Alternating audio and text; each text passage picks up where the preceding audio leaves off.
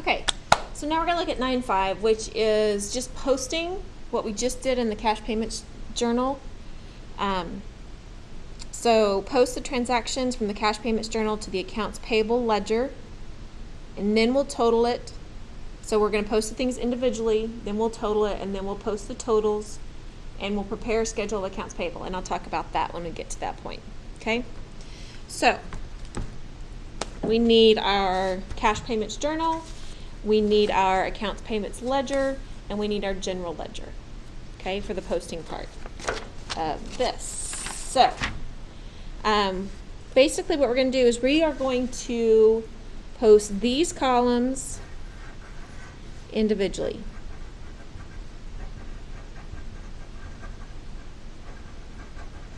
Okay?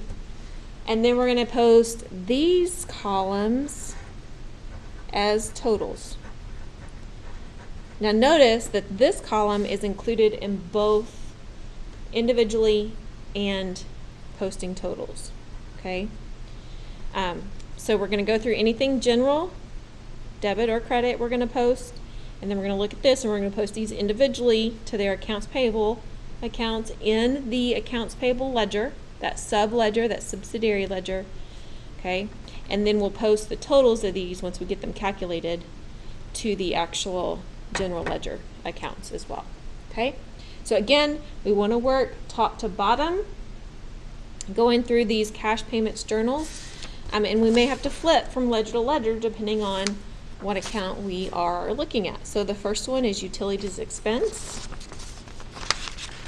So looking through your ledgers, we're looking for utilities expense. Again, on the second.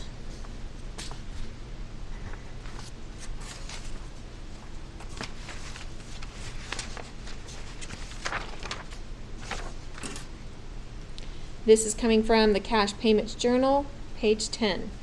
So we'll put CP10. Okay, whatever it is here is what we put here. So it's a $124 debit here. We're going to put $124 debit here.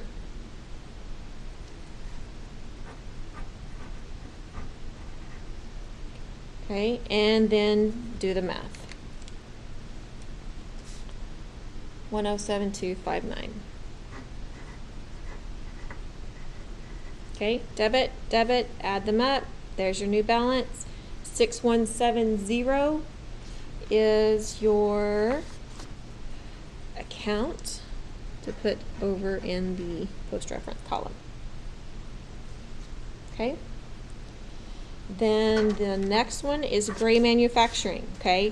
So again, just looking at these columns, we're going to post these individually. This is in the accounts payable debit column, which we do post individually for Gray Manufacturing, but that's going to be in our accounts payable ledger for Gray Manufacturing.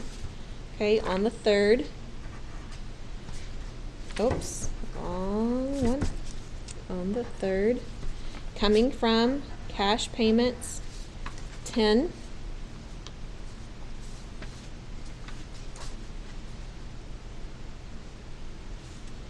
For the amount of $1640 debit.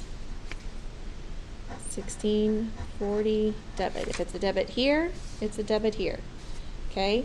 Now, we've got a credit balance with a debit. One credit, one debit. We need to subtract. Okay, remember this is now, we were paying this, so of course we want to reduce the amount that we owe to Gray Manufacturing. So, oh, actually, look at that. 1640, 1640. Okay. Draw that line. Just zero that one out. Perfect. And 220 is the vendor number.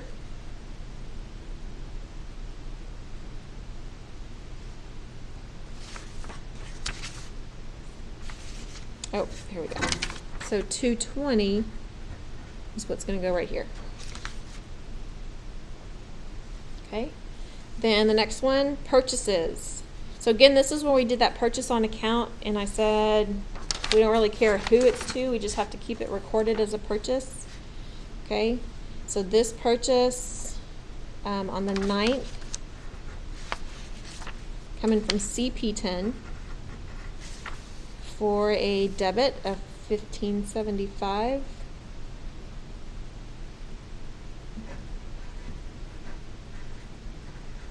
Okay, and then the math. 94128.25 plus 1575 equals 9570325. Okay, 5110. 5110. Next one, supplies office. So this goes back to our general ledger, supplies office on the 12th. Coming from CP10, cash payments, page 10, for $64 debit. Okay, adding to that 3248.17. 1145 is the account number. 1145. Next was Westland Supply. Again, it's fitting within these three columns. It's an accounts payable. We want to make sure we record that, but it's in our accounts payable ledger. So Westland Supply on the 16th. Cash payments 10. It's a debit of $426. Okay, then look at the math. Credit, debit, do subtraction. 992 minus 426, 566.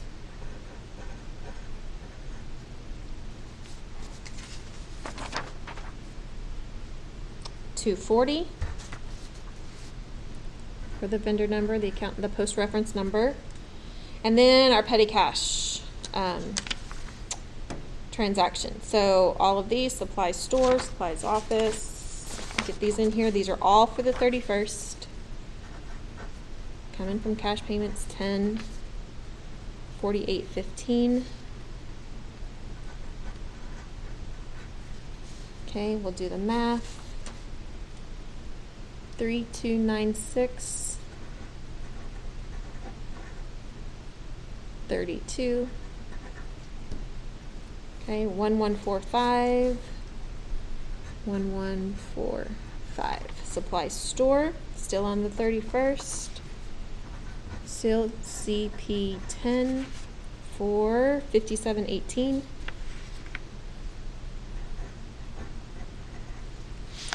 Adding debit, our new balance on supplies is 423,736.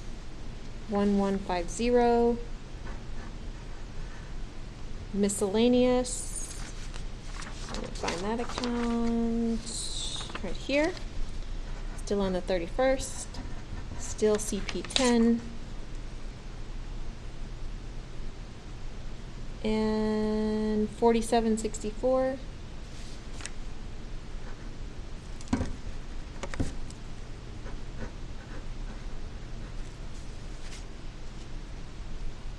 New balance 253761 6135.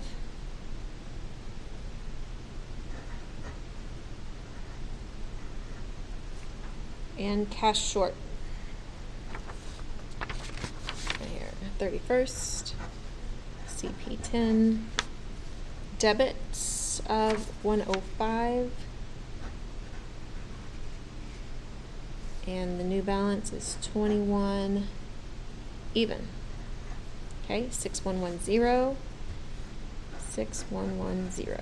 All right, so those are all the accounts that we needed to post individually. Oh my goodness, could y'all see all that? Okay, there's my posting reference column. Hopefully you were able to see everything I was doing here. Sorry, I didn't look up at the camera to make sure. Okay, here's what the general ledger looks like here, just to make sure.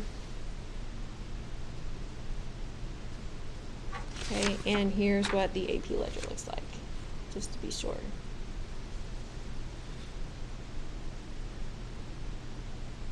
Okay. All right. The next thing it told us to do was to total improve the cash payments journal. So we want to draw our line. We want to total up every column.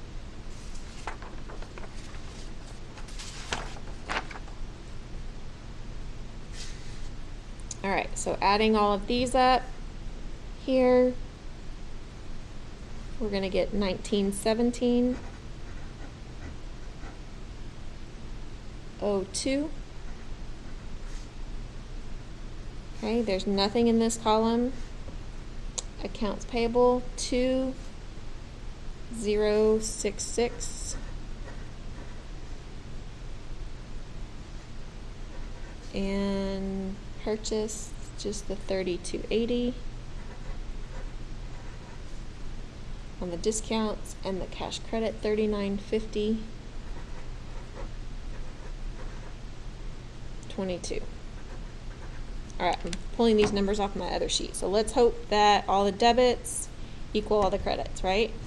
Anything that's debit, so 1917.02 plus 2066 equals 3983.02, and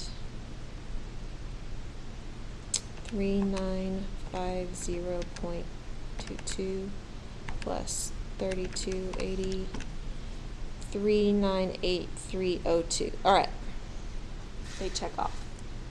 Okay, so I took these two debits. I gotta watch my camera, sorry guys. These two debits gave me 398302.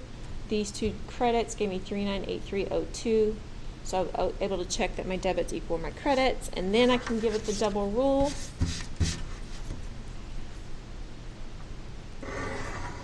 Make sure I write totals out here to the left,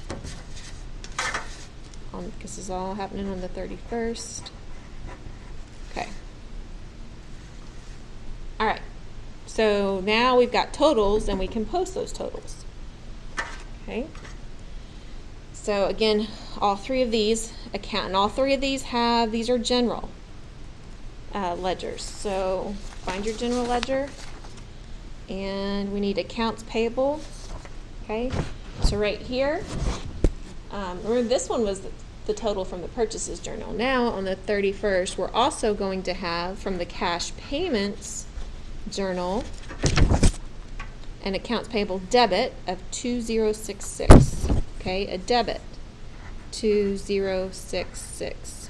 So this is what we owed, this is what we paid. So we do the math. 10783.55. I can't read my writing.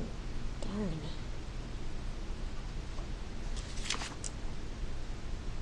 53. Gotta read my writing. Minus 2066 is 8717.53. Okay. Well, that's how much we owe there. Now 2110. Take that back. Put that underneath. Okay, these two we've already posted, right? We can use that check mark there. Don't have to worry about that. Now the total for the discount, so purchase discount, that's its own account. You can see right here for purchase discount. So on the 31st, coming from cash payments 10, a purchases discount credit of 3280. So credit of 3280. Credit here, add those up. 621.48 plus 3280, 65428, 5120, 5120 underneath, and the last one is cash credit. So find our cash accounts.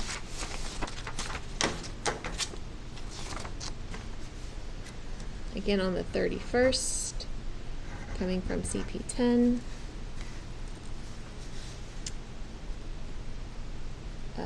3950, this is a cash credit. 22. Okay, do the math. 16, this is the debit credit, so of course we've got to subtract. We're decreasing our cash amount to 12,504.97. 1110. 1110. Okay, now we posted individually and posted totals. Okay, so our ledgers are up to date, our journals are up to date. The last thing it says is to prepare a schedule of accounts payable. And basically this is our check to make sure that this number matches the total of all of these together. Okay, so you have a blank form. Let me find mine. Here we go. At the bottom of this, after the petty cash report,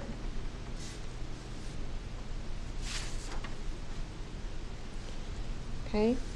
I tell you what, while we're right here, just to remind you, cash short is a debit, cash over is a credit.